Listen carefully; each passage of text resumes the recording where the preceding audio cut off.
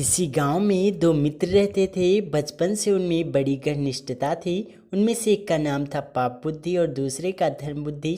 पाप बुद्धि पाप के काम करने में हिचकिचाता नहीं था। कोई भी ऐसा दिन नहीं जाता था जबकि वह कोई न कोई पाप न करे। यहाँ तक कि वह अपने सगे संबंधियों के साथ भी बुरा व्यवहार करने में नहीं चूकता था।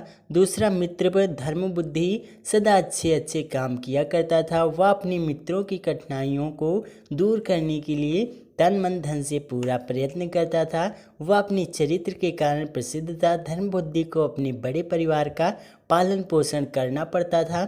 वह बड़ी कठिनाइयों से धनोपार्जन करता था। एक दिन पाप बुद्धि ने धर्म बुद्धि के पास जाकर कहा, मित्र, तूने अब तक किसी दूसरे स्थानों की यात्रा नहीं की, इसलिए तुझे और किसी स्थान की कुछ भी जानकारी नहीं है।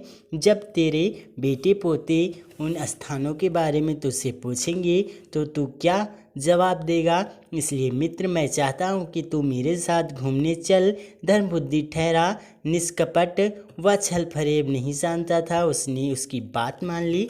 ब्राह्मण से शुभ मुहूर्त निकलवाया कर वे यात्रा पर चल पड़े। चलते चलते वे एक सुंदर नगरी में जाकर रहने लगे। पाप बुद्धि ने धर्म बुद्धि की सहायता से बहुत सा धन कमाया।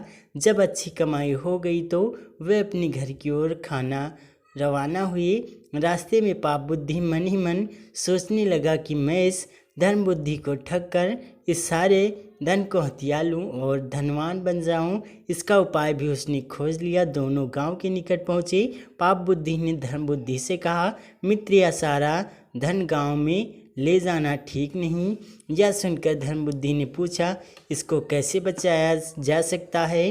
पाप बुद्धि ने कहा, सारा धन अगर गांव में ले गए तो इसे भाई बंटवा लेंगे और अगर कोई पुलिस को खबर कर देगा तो जीना मुश्किल हो जाएगा। इसलिए इस धन में से आवश्यकता के अनुसार थोड़ा थोड़ा लेकर बाकी को किसी जंगल में गाड़ दें। जब ज़रूरत पड़ेगी आकर ले जाएंगे। यह सुनकर धर्म बुद्धि बहुत खुश हुआ। दोनों ने वैसा ही किया और घर लौट गए। कुछ दिनों बाद पाप बुद्धि उसी जंगल में गया और सारा धन निकालकर उसके स्थान पर मिट्टी के ढेले भराया। उसने वह धन अपने घर में छिपा लिया। 3-4 दिन बाद वह धर्म बुद्धि के पास जाकर बोला, मित्र, जो धन हम लाए थे वह सब खत्म हो चुका है, इसलिए चलो जंगल में जाकर कुछ धन और ले आए। धर्म बुद्धि उसकी बात मान गया और अगले दिन दोनों जंगल में पहुंचे। उन्होंने गुप्त धन वाली जगह गहरी खोद डाली, मगर धन का कहीं भी पता न था। इस पर पाप बुद्धि ने बड़े क्रोध के साथ कहा, धर्म बुद्धि, यह धन तूने ही लिया है। धर्म बुद्धि को बड़ा गुस्सा आया। उसने कहा, मैंने यह धन नहीं लिया। मैंने अपनी ज़िंदगी में आज तक ऐसा नीच काम कभी नहीं किया। यह धन तूने ही चुराया है। पाप बुद्धि ने कहा, मैंने नहीं चुराया, तूने ही चुराया है। सच सच बता दे और आधा धन मुझे दे दे, नहीं तो मैं न्यायाधीश से तेरी शिकायत करूंगा। धर्म बुद्धि ने यह बात स्वीकार कर ली। दोनों न्यायालय में पहुंचे।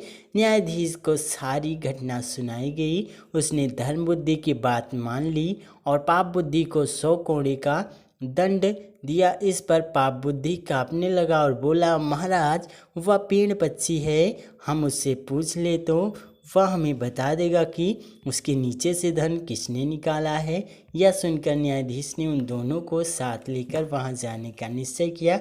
पाप बुद्धि ने कुछ समय के लिए अवकाश मांगा और वह अपने पिता के पास जाकर बोला, पिताजी, अगर आपको यह धन और मेरे प्राण बचाने हो तो आप उस पेड़ के खोखर में बैठ जाएं और न्यायाधीश के पूछने पर चोरी के लिए धर्म बुद्धि का नाम लें। पिता राजी हो गए। अगले दिन न्यायाधीश पाप बुद्धि और धर्म बुद्धि वहाँ गए।